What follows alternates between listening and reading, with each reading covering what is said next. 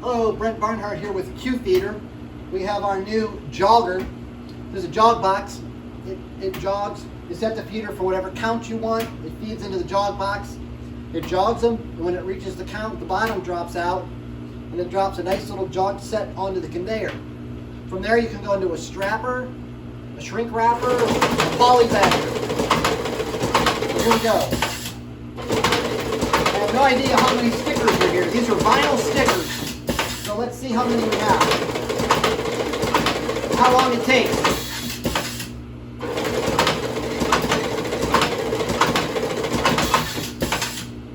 Our conveyor is short, so it's not very long.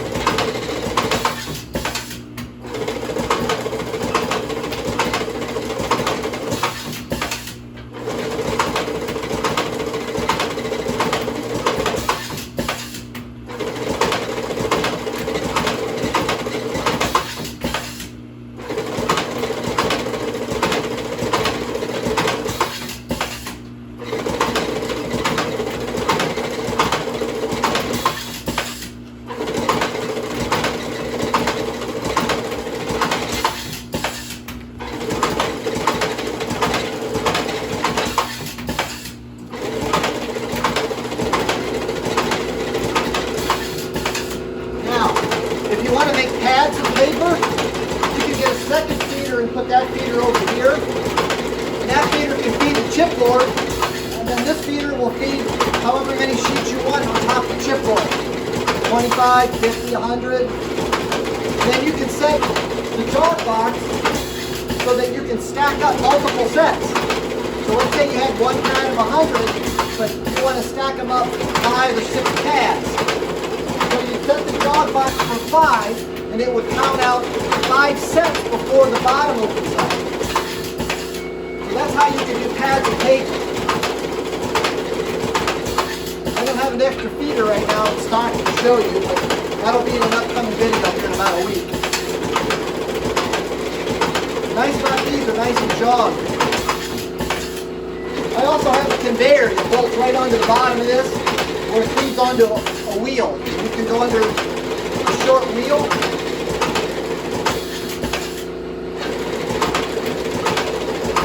Yeah, looks like, I don't know what happened there. I'm going to recount this batch here.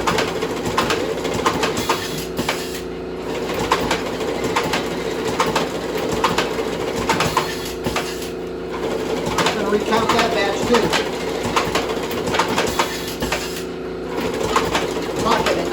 I'm talking and not keeping up. If the conveyor was longer, it would be easier.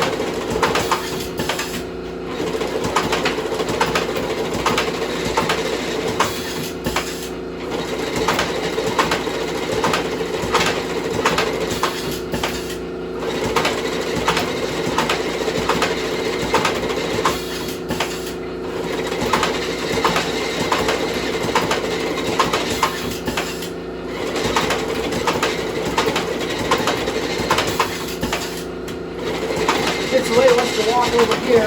You can see how they're coming into the feeder right now.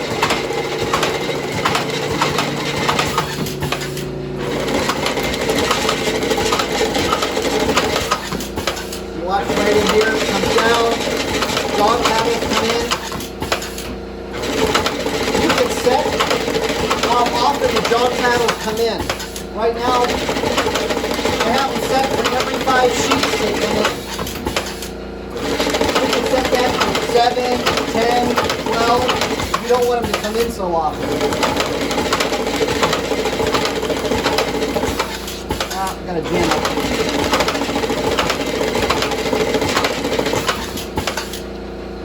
There we go.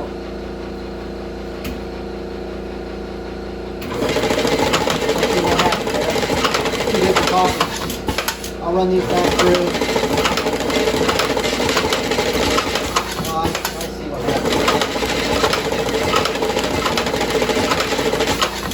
In the batch, I have some short stickers that are mixed in. I haven't caught them all yet, so sometimes it feeds those through.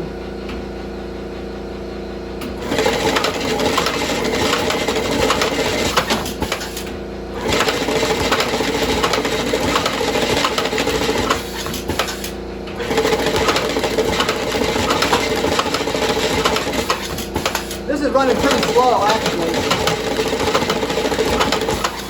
Speed's only at 50%. But of course, the faster you run, the more you have to straighten out. Now see, this batch right here kind of overlaid on top of itself. I'm not sure what happened right there, but grab it real quick and send it back through.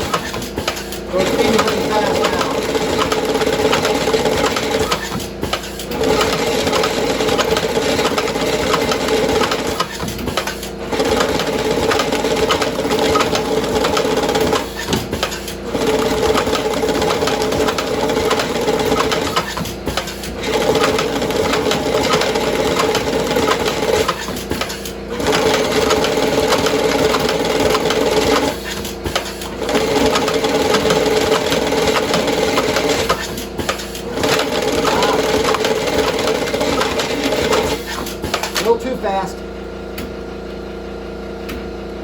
A little too fast. So gather these up real quick here. I'm not sure what the counts are because they kind of overlap. You know, the faster you go, the more you have to smooth the machine out. We're in the middle of a count right now too, so.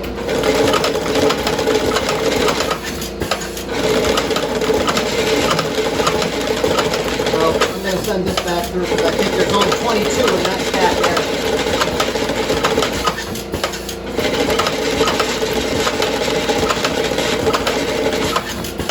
That seems fairly smooth.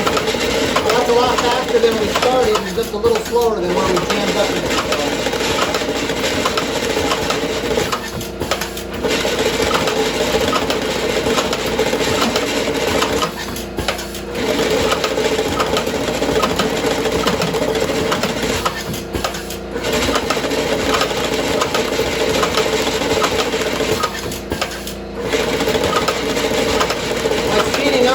Down the conveyor, you can set your gap in the pieces.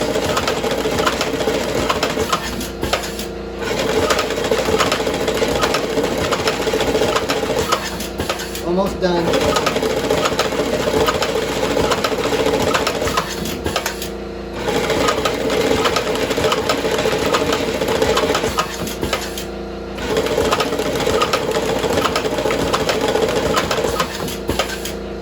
That's it. So, I did count these yesterday. There's around 2,300. Can you see what the minutes are in the video? Can you see that? 8:30. 8:30 now. So about 8 minutes we counted and batched in 25s 2,300 labels, roughly. And I sped it up halfway through. It was running a lot slower at first. So probably in 7 minutes, we would have done all 2,425s. So I don't think anybody can count that fast. But the nice thing is, if you have a bander or something to go into, you know, these can be banded and bundled as you go. And, you know, you might look at this and say, well, she can put the camera right on top of it, right here. You could look at this and you could say, well, they're jogged up, but they're slightly askew. Well, that's true. They are slightly askew, not much. Okay? Now, you might say, well, what's the solution for that? The solution for that is I have a conveyor that has, you know, lugged feet. So it pushes them along instead of just riding. And then something in the front here holds them back so it keeps the stacks perfect. So, but just coming onto a flat conveyor, that is about as perfect as you're going to get right there in stacks. You know, something that might have a little skew to it like that or like that. Now this way they should be almost perfect, this direction here. And there's even ways to make that even more perfect, because right now we're landing on a flat conveyor belt, and over here our sides, if you look this way, go back up a little bit. back up. The sides I just have down touching. The problem with that is the piece can get wedged underneath there and get jammed. So if we have a belt that these ride on that's only this wide, then these are sitting up on the belt, you know, by just maybe 3 millimeters. And then these sides are below the belt, and then you don't have that problem. But you can still do this. Like, I mean, I just sorted all these this way. We didn't have much trouble at all. It's hard for me to say, you know, we had one jam up in there. I'm too busy talking to see what happened, but I think that those were after I sped the machine up really fast. So, if you want to back up, you can see the piles here. So here's all your 25s to do with whatever you want. And also, you can put an inkjet head on here. So while you're doing this, you can also inkjet right on my feeder. We have inkjet heads, little tiny inkjet heads that go right here. And you can go up, I don't know, up to like an inch by whatever length you want and do barcoding and all kinds of things. And for people that feed boxes, I have a lot of people that feed die-cut boxes. In that case, we have extra tall hopper that holds a lot more than this. And I don't know, I just came up with this little shelf idea. I never had one of these before, but that ended up being really nice because you know, I got a place here to stack everything. So I'm going to offer that as an option. I mean, it's pretty simple. People can make their own if they wanted. Okay, now if you look down here with the camera, this here, this counter here is going to set your quantity up here. So we're batching in 25s. So we set that there. And here's your drop bottom here. I have it set for 1. So it counts out 25, and then the bottom drops out. But if I want 5 sets of 25 stacked on top of each other, which if there's no separator, then you might as well tell it 125, right? But let's just say 4. So if you want 25 and you put 1 in, it's going to count 25 and the bottom's going to drop out, you get 25. If you want to put a piece of chipboard in with another feeder, you can put a piece of chipboard in, then 25, a piece of chipboard in, 25. Do that 4 times, and you put 4 in here, and then the bottom drops. Then you have a stack of 4 pads, or however thick you want, all jogged up, ready to go to the padding press. Over here is how frequently your paddles jog. So this is 5, it's set for 5. So for every 1 sheet of paper that feeds, the paddles retract 1 time. You can set it for 7, 10, 20. I mean, it really doesn't even need to come in every 5 times. And then also when the bottom opens up, the paddles are always on the inside position, so they're nice and gathered when they drop. All kinds of controls that you can get for out front that plug in. We have foot controls. Oh, she looks over here. Or we got like you know, extended buttons that you can put in, and they come across, and you can stick them to your conveyor. That way you can start and stop the feeder from over here. I have foot controls here where do the same thing. Put this on the floor, you step on the foot control, and it triggers the feeder.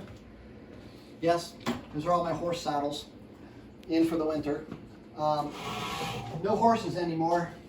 I traveled too much for the horses. I had Tennessee walking horses at one time. And my home here was built in 1820. So if she pans the camera over here, you can see the sandstone basement walls and that. These were all hand-cut stones. No machinery back then. And the home is made of brick. There's over 450,000 bricks in our home, all handmade, baked over an open fire. Anyhow, little history for you. Brent Barnhart with CueFeeder.